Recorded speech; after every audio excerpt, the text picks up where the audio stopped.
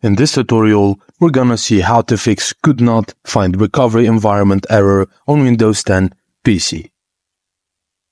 If you're encountering the could not find recovery environment error or trying to reset your Windows 10 PC, don't worry, this tutorial will guide you to a simple fix to resolve this issue. 1. Type CMD in the search bar, and then right-click on Command Prompt and select Run as an administrator. 2. In the Command Prompt window, type the following command, which is reagent tc/enable, and then press Enter to execute the command. After the execution, restart your computer.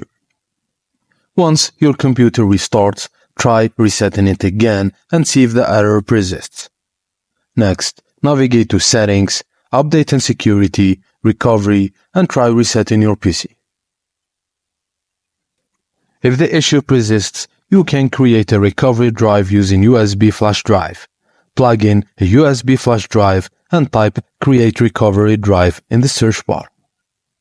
Next, click on Create Recovery Drive and follow the on-screen instructions to create the recovery drive.